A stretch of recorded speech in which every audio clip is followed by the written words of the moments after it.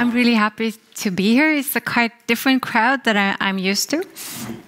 I work for the company Falco as a consultant in data and AI for health and femtech. Femtech stands for female technologies tech, explicitly made for women. So normally the gender distribution is slightly different where I talk. But this really concerns all of us, and I think this concerns even you more than it concerns maybe women, because maybe often you need to take some additional steps to think about some of the implications of what you are developing. So we're here today to talk about responsible AI, or how you can develop AI in a responsible way. I mean, there's so much buzz now about generative AI and ChatGPT, of course, large language models, and what impact they might have on our society, how they will change our entire world.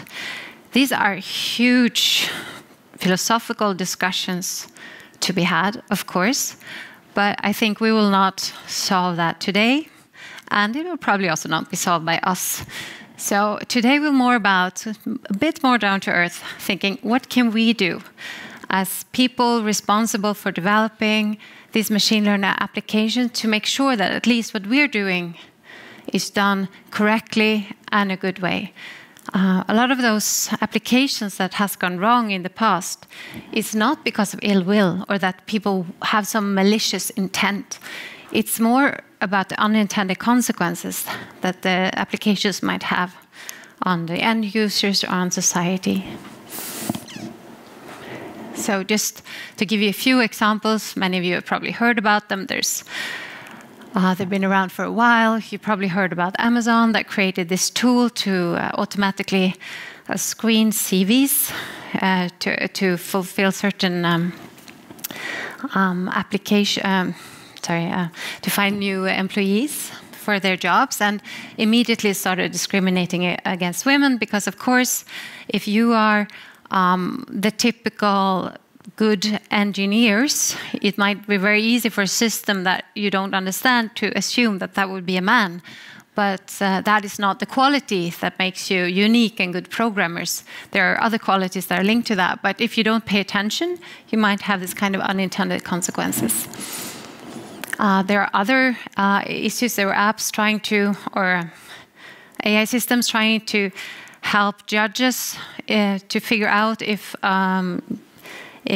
someone is guilty or not, and actually they use the timing of the day as one of the input factors, because judges seems to be more grumpy just before lunch, and they had a much higher probability of going to jail. And this is not something you want in your AI system.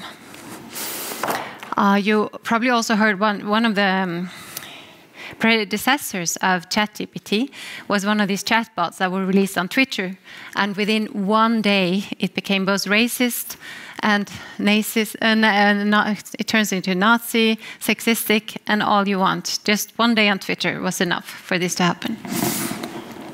Then you have other things that really do what they should do, like the Instagram recommender engines, but this has unintended consequences that they are proposing diet messaging to young girls, which can be very harmful as well.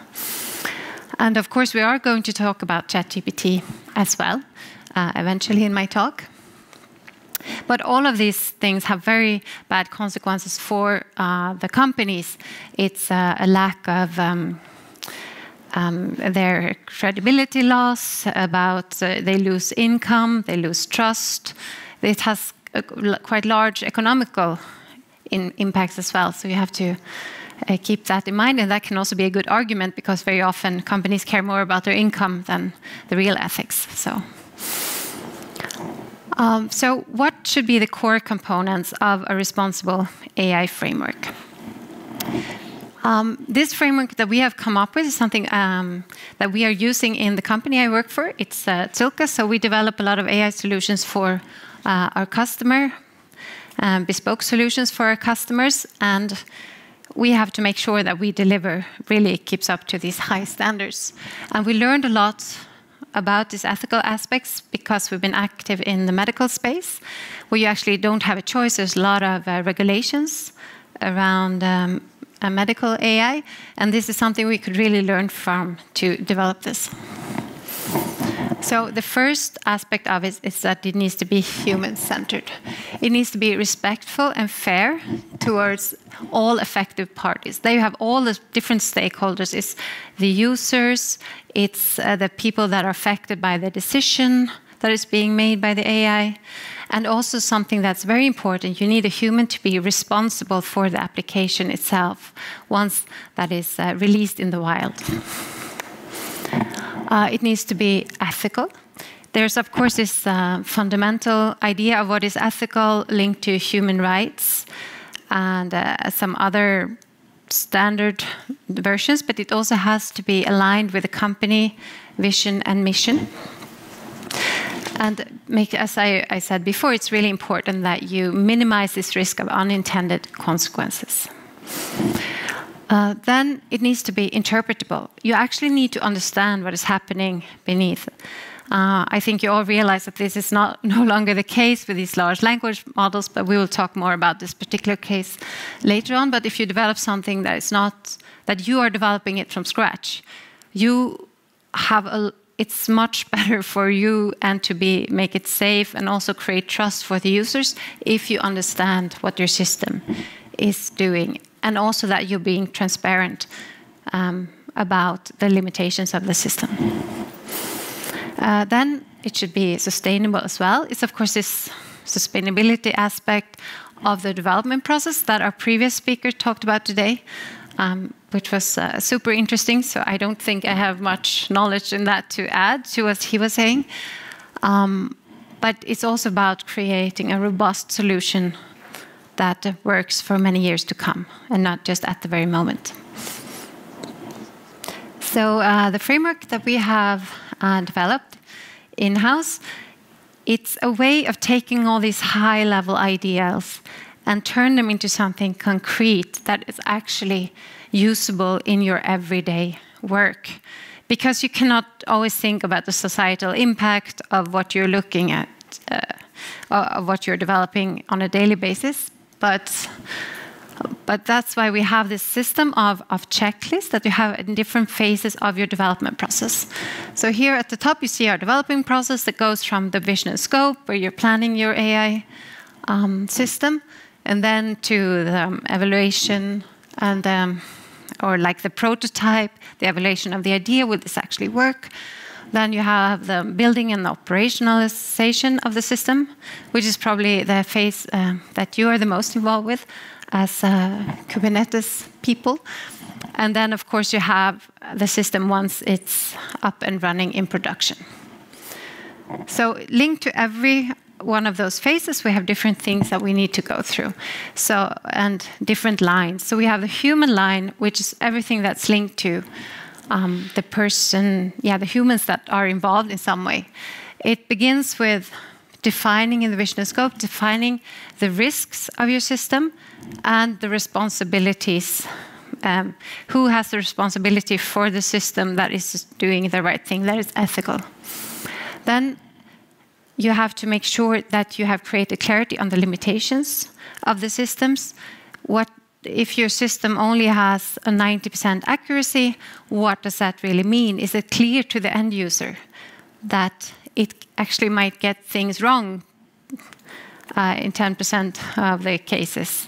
And this is super important, actually, that the end user understand this to prevent overtrust. We tend to really trust machines more than than they deserve often.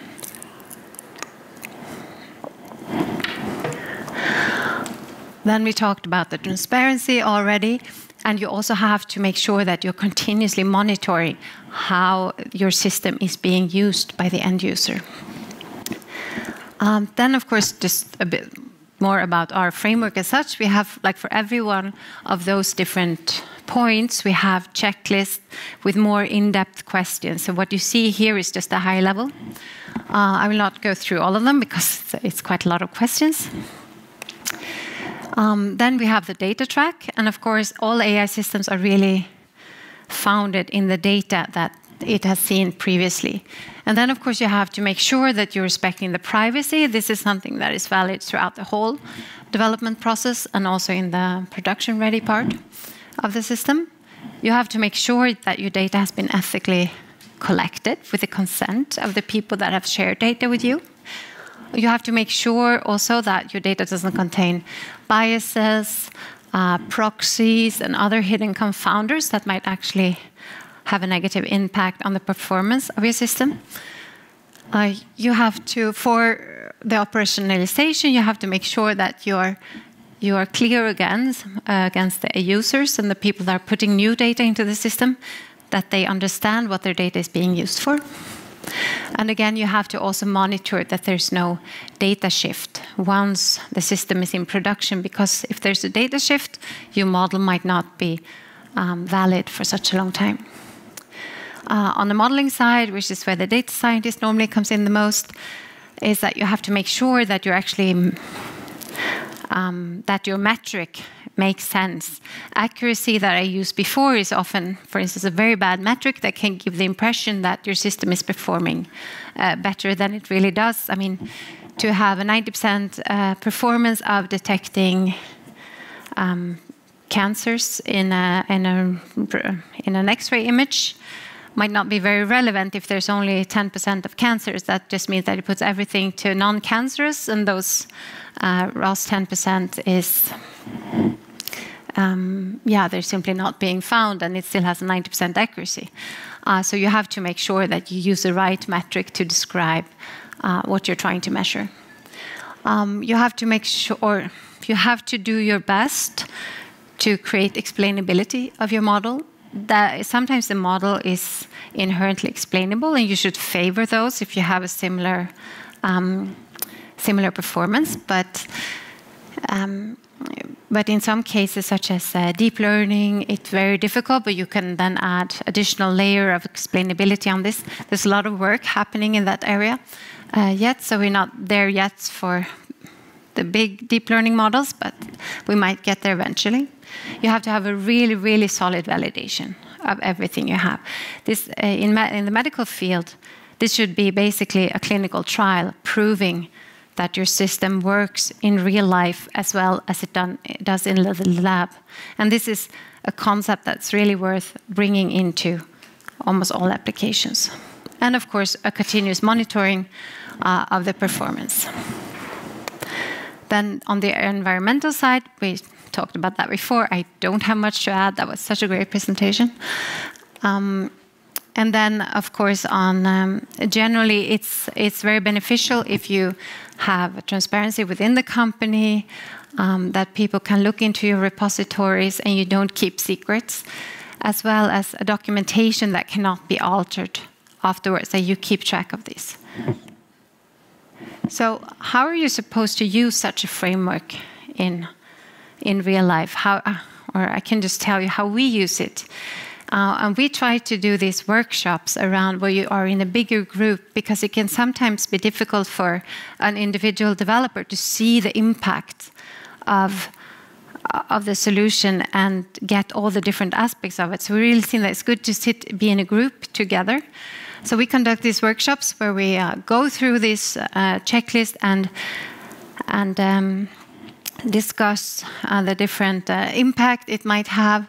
And the group, it's really good if the group is diverse, so you don't have people with only the same perspective on things. It can be worth really inviting people in that might not be involved in the development itself as well. It's good to have a moderation to make sure that everyone's voice gets heard in those discussions, and really assign enough time to give, because it takes time to see more long-term about what your applications actually in what direction it might evolve in the future. So this is data. You see that from quite simple. We didn't want to take a too high-risk example here. It's just about triage of emails coming into a customer support system. So what could possibly be wrong? What could be the ethical implications of that? So just to go in a little bit about what we found, for instance, we realized there were a lot of unintended things that could happen. For instance, if someone is this was for a German company or a Swiss German company, so what would happen with an email, for instance, if it's written by a foreigner who writes really bad German? Where would it end up? How would you deal with it? Is it possible to actually identify minorities, which then could be a problem, create some other aspects down the line? You never know. And none of those problems were difficult to surmount. So it was in no way a no-go for this application. It was just make sure that we mitigate these risks, and then we could move on. So we would build something on top, making sure that it didn't have a bad consequence of this email being sorted out, for instance, of having bad German language. It's just something you need to think about. A lot of those thoughts and a lot of these things happening is not something that will be optional in the future. So EU has a lot of plans of regulating this. They have recently released the latest draft of this EU AI Act, and it will probably be voted through at the end of the year. And then next year it will be start to. Sorry, I'm really losing words today. It's not a good day for me. Yeah, but anyway, it will be risk-based. So this first part of actually evaluating the risk, that will also be the basis for this entire EU AI Act. And this risk will be categorized into 4 different sections. It's unacceptable risk, high risk, a limited risk, and minimal risk. And depending on where you will find yourself on this pyramid, different regulations will apply, and you will have to conform to different levels of validation and security. So this evaluation will be key for all future AI applications. And then, yeah, what about ChatGPT? I mean, we have this is how we like to depict the large language models in my team, like this huge monster that is quite dumb lying in the background. And everything actually it's been trained to do is to predict the next word. And it's been taught to do so based on by scraping all the data on the entire internet, basically. So it's quite dumb. And even the engineers themselves that have done this, they have no clue, actually. How did it become so smart? Because it's amazing. We all think it's amazing what it can do, right? But the basic of it is not that smart. But you can imagine also, if it's been scraped the entire internet of data or words, text, there's also a lot of really bad, harmful content there. So the only thing that is like keeping it to be more reasonable is that's supervised fine-tuning part, trying to make sure it's not saying something racist or sexist. And that is like what trying to contain the whole monster. And then you have this real-life human feedback, which is this chat interface that they have. That they have done now with ChatGPT, for instance, so you can give feedback if you're not happy with it. And to be honest, it works really well. It's very hard to make ChatGPT say something it shouldn't be saying. But there are ways around that, and you can get a glimpse of the monster if you, for instance, try to express certain things in code instead of in words. For instance, if you say, what makes a good engineer in text, it will, of course, an engineer can be male and female and da, da, da, da, da. But if it's you ask it to express it in code, it will write if engineer equals male, things like this. So it's I mean it's a sign that they've really done it well on the text part, but you can really see, okay, there is something more below that is not 100% contained yet. It's just important to keep in mind. And then, of course, it has this wonderful property of hallucinating, just making things up. And this was quite obvious when they made the Bing demo, where you have some examples. They just asked to give some of the business data for Lululemon. And it's with very high confidence. It came up with this table with exact, very precise data. It looks amazing, right? But it made it up. So the true value is not 58.7, it's actually 55.9. And this number was also, the operating margin was not 20.7, it was 19. And, you know, it's not a huge difference. It might not seem so harmful, but it could be really, really harmful. And, yeah, so, sorry, I just made up. But if you then really trust what's inside there, you can get into really big trouble. And there was this example of a lawyer that was using ChatGPT to find precedent cases for his court case. It was about an aviation issue. And ChatGPT basically made up a prejudice case, and the lawyer didn't check this, and he took this to court. That was, of course, had huge, I mean, that lawyer his career is no longer, and it was also very bad for the clients. And it's just you can't tell actually if ChatGPT or these large language models have made it up, or it's actually based on reality. So you see there are a lot of risks involved with this. I mean, it's having false statements with very high confidence. It can be biased and harmful generations. And there's a lot of legal uncertainties. I mean, they've scraped the entire internet with all the books, poems by authors and poets and God knows who. And they're just using this to regenerate more content. Who owns that content? Is it ethical to do that? And what about the copyright issue for all the text that ChatGPT is generating? Who has the right to these things?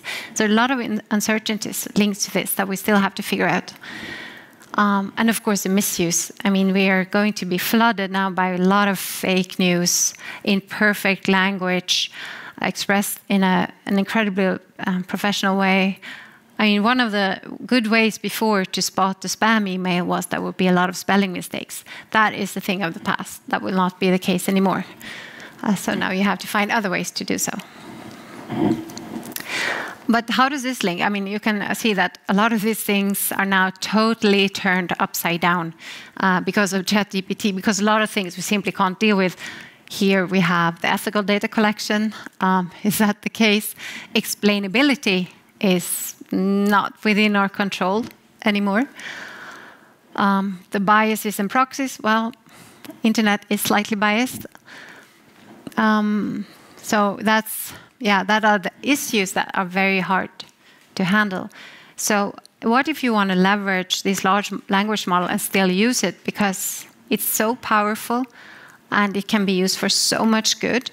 So what should you do now if you still want to use it? Well, first of all, try to identify, knowing the risks of the large language models, you can try to really, okay, but my application, what is the risk of that being misused? What's the risk? What's the worst thing that can happen in this context?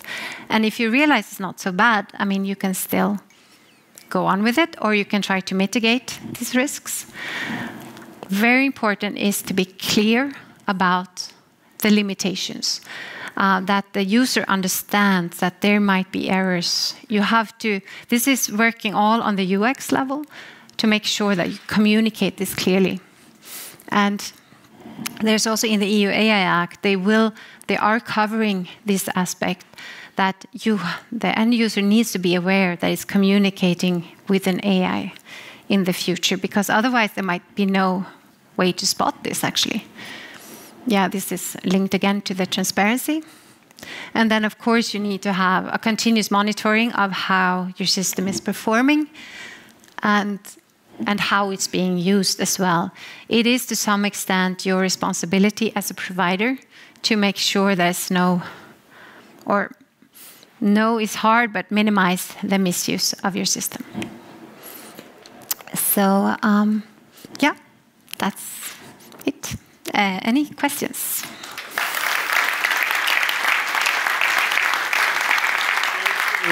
Thank you so much for this amazing talk. Are there any questions? Thank you. You said one of the, let's say, ways to prevent, let's say, unethical, let's say, usage or bias is also to validate your model. And you said about the example of the clinical trials. How do you reconciliate the need for speed into these models and the clinical trials, which usually take years? How do you technically do that? It's a very good question. I mean, in the medical case, you actually have to do this. And it will also depend on the risk. Again, you will only have to do this kind of really solid real-life validation for the high-risk systems. And yes, it will slow it down, but it will also be necessary. I mean, you can't have an AI system launching nuclear, being able to launch nuclear bombs without having it properly validated. And it will all be linked to this risk assessment. So that is in the core of everything. Maybe it has to slow down, but maybe that's a good thing. I wouldn't necessarily say it's bad. Other questions?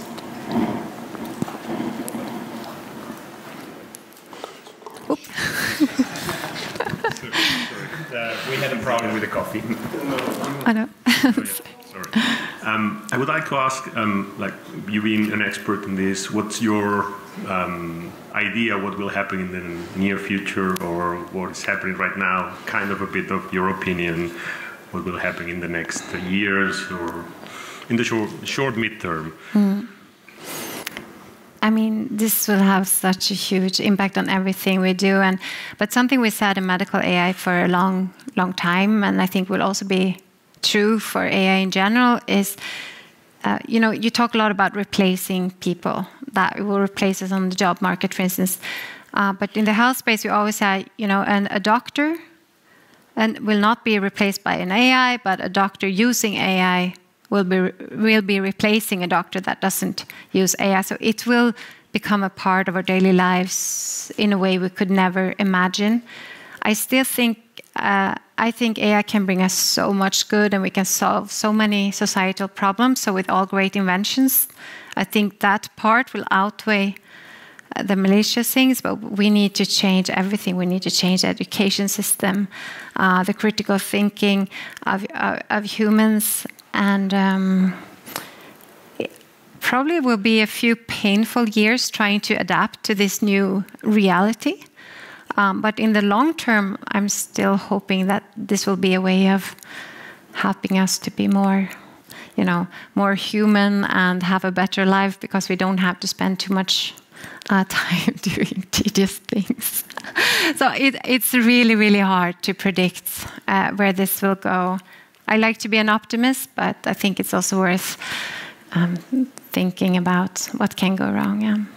Thanks. Hi. Thank you. Thank you for the presentation.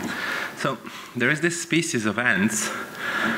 When the flood comes, they try to organize rafts, and they just follow the flood. They don't get. They're not drowned. Does it seem like we're doing the same thing now, with kind of regulations, slowing down, trying to figure out what to do? I mean, this presentation kind of feels like we are overly concerned about something that's A, going to happen, B, we can manage it, as we managed it so far.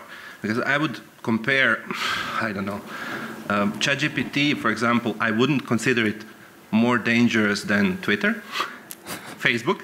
Yeah. Is it more dangerous? I mean, generating false information there, sure, it's a work in progress. I would think that at least it is, and I don't think that anyone should be using it as a de facto standard. But still, do you think that regulations or anything that we are trying to do now is going to help? For example, general purpose AI, that should be in the next, 5 years? Maybe not, but I think there's a lot of learnings to do. I mean, I agree with you that Twitter and Facebook has had terrible unintended consequences. on the society. And I think we should also learn from that to try to make it better. You know, general AI, yes, that might come, but we can't do anything about it. But we do have a responsibility for the projects that we are working on, the ones we are bringing to the project. And in medical, it's easy. Your product might harm the patient. It can give you the wrong diagnosis, actually directly impacting that person's life. And it's just important. There we can have an influence. And maybe by having, you know, an influence on all those smaller projects, it might create something better out of the generative, and we might learn something. But to be honest, everyone, I think, is just as overwhelmed with these new perspectives on the AI, but I don't think that's the reason for not doing things right on all the other fields. But that's a personal opinion. There's someone behind you that wants to also. Yeah. Thanks. Yeah, great talk. I'm just want to illustrate on the LLM. It's one technology of AI. Obviously, there's other technologies that can maybe achieve greater or worse results, but LLM are really requiring a lot of data, and only the more data they get, the better they are. But I feel like it's garbage in, garbage out. If we cannot control or regulate the data that's actually feed it into those systems, then obviously we cannot get better results. Is this something that they, or you're the expert, will also regulate, or is this more on, I mean, your image with this monster in the background, it feels like there's a lot of garbage in there that shouldn't be in there in the first place. Yeah. I'm not sure I entirely got your question, so please tell me if I'm answering this all wrong.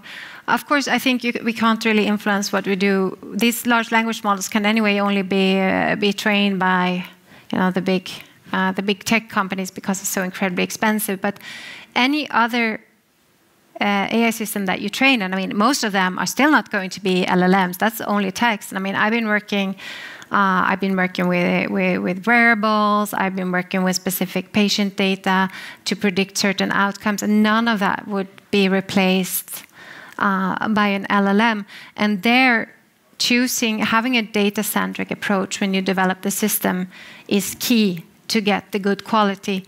And actually understanding the science before you go into the modeling can really drive a much higher quality product. And maybe it's not always science if you're working on other apps, but really fundamentally understanding the data is incredibly important. And even like the big names in AI, like Andrew Ng, or however you pronounce it, he's also now really pushing towards a more data-centric approach, and that is really important. And that was what our framework was about first. But as I said, yeah, now with the LLMs, this its talent is all of it. Sorry. Thank you very much.